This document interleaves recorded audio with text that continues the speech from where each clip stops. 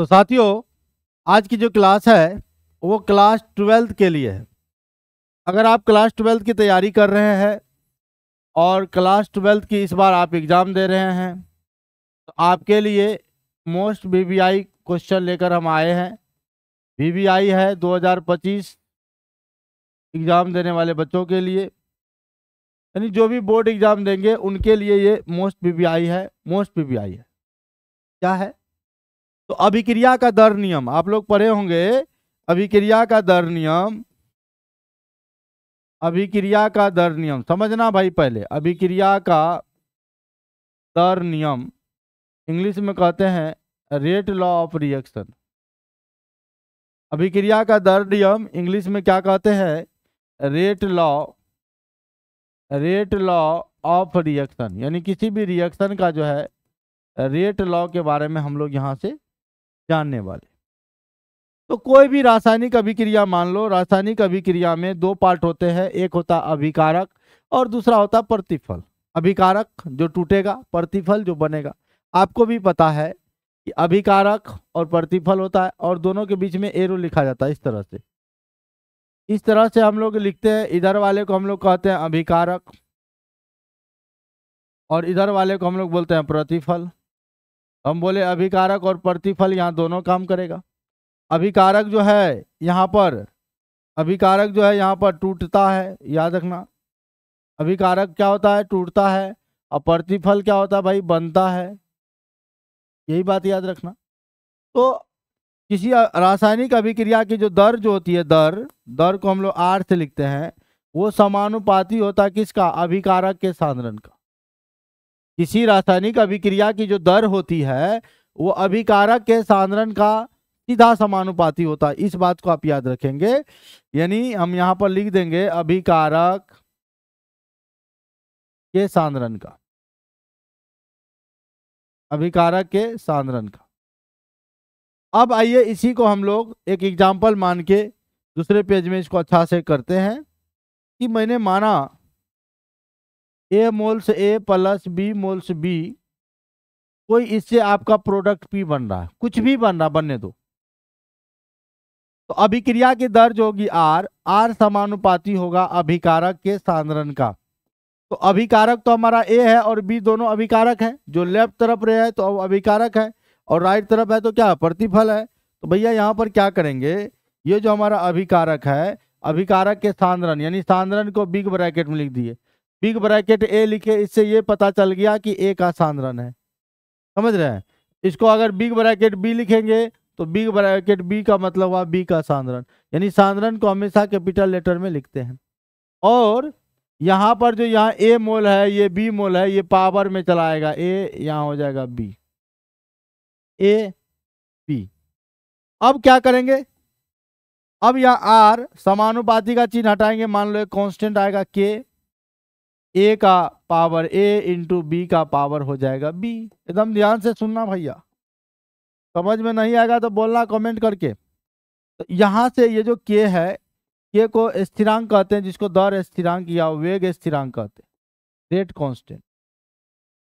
दर स्थिरांक या इसी को हम लोग वेग स्थिरांक यानी रेट कांस्टेंट के कहते हैं। तो यहाँ पर हम लोग कोटि भी निकाल सकते हैं। यहाँ से जब भी कोटि कहेगा और इस फॉर्म में दिया हुआ है, कोटि माने ऑर्डर, रिएक्शन का ऑर्डर क्या होगा, और आपको ये चीज दिया हुआ है, तो यहाँ से आप पावर को जोड़ दो, सिर्फ A प्लस B कर दो, यहाँ से आपका कोटि भी आ जाएगा। और ये जो अभिक्रिया की कोटि है जिसको आप ऑर्डर कहते हैं, अगर भैया कोटि 0 होगा तो वो अभिक्रिया कहलाती है शून्य कोटि, यानी 0 ऑर्डर रिएक्शन। अगर कोटि भैया मान लो 1 है, ऑर्डर 1 है, ये अभिक्रिया कहलाती है प्रथम कोटि, प्रथम कोटि। लेकिन आपके एग्जाम में क्या क्वेश्चन पूछे जाते हैं पता है आपको? आपके एग्जाम में क्वेश्चन पूछे जाते हैं K का इकाई। K क्या है समझ में आया? K यानी दर स्थिरांक है। K क्या है बोलो? K हमारा दर स्थिरांक है और हमको यहाँ पर K की इकाई कह रहा है, इकाई। और ये ऑब्जेक्टिव में यहाँ से क्वेश्चन रहेगा, सब्जेक्टिव में आपको यहाँ से क्वेश्चन रहेगा, इसलिए घबराने का नहीं, एकदम देखने का अच्छे से और बन जाएगा। जब यहाँ से हम लोग के की इकाई पढ़ते हैं तो के की इकाई के लिए हम लोग एक ट्रिक लगाते हैं, बोलना मोल के पावर 1 माइनस एन, लीटर के पावर, इसको उल्टा दो, 1 माइनस एन है तो अब ये हो जाएगा n माइनस 1 और प्रति सेकेंड। तो बोलो क्या बोलेंगे, मोल के पावर 1 माइनस एन, लीटर के पावर n माइनस 1 प्रति सेकेंड। मोल के पावर 1 माइनस एन, लीटर के पावर n माइनस 1 प्रति सेकेंड। मोल के पावर 1 माइनस एन, लीटर के पावर n माइनस 1 प्रति सेकेंड। ये मैजिकल ट्रिक है, इनको आप याद करो। ये जो इसको बिग ब्रैकेट में हम घेर दिए, हो गया। अब यहां पर n का मान, अरे भाई 1 मिनट, अब हम यहाँ n का मान रखेंगे। ये जो n देख रहे हो ना ऊपर में, ये n कोटि को दर्शाता है, n कोटि यानी ऑर्डर को दर्शाता है। अगर हम यहाँ n का मान, ध्यान दीजिएगा, n का मान भैया मान लो हम 0 लिख लिए, इसको कहते हैं शून्य कोटि अभिक्रिया। कौन कोटि? शून्य कोटि अभिक्रिया, यानी 0 ऑर्डर के लिए k का यूनिट लिखेंगे, k की इकाई बराबर, तो यही जो मैजिकल फॉर्मूला मैंने बताया, क्या बताया बोलो तो, मोल के पावर 1 माइनस एन, लीटर के पावर n माइनस 1 प्रति सेकेंड। मोल के पावर 1 माइनस एन, लीटर के पावर n माइनस 1 और प्रति सेकेंड। तो इकाई होगा मोल के पावर 1 माइनस एन के जगह पे क्या लोगे भैया 0, तो ले लोगे 0। लीटर के पावर देखो n के जगह क्या लोगे 0 माइनस 1 प्रति सेकेंड।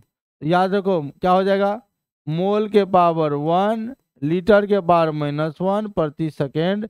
ये हो गया पर शून्य कोटि अभिक्रिया के लिए k का इकाई, मोल पर लीटर पर सेकेंड, मोल पर लीटर पर सेकेंड, ये हो गया। यही अगर n का वैल्यू भैया हम 1 ले लें, n बराबर अगर 1 ले लें, इसको कहते हैं प्रथम कोटि। क्या कहते हैं? प्रथम कोटि, फर्स्ट ऑर्डर। यहाँ पर फॉर्मूला है, यहाँ n का मान 1 लेंगे, हो जाएगा मोल के पावर 1 माइनस 1, लीटर के पावर क्या होगा 1 माइनस 1 पर सेकेंड। तो देखो क्या हो जाएगा, मोल के पावर हो जाएगा 0, लीटर के पावर होगा 1 में से गया 0 पर सेकेंड। तो इसका भी वैल्यू भैया 1, इसका भी वैल्यू 1। आंसर हमारा होगा सेकेंड इनवर्स, यानी प्रति सेकेंड होता है।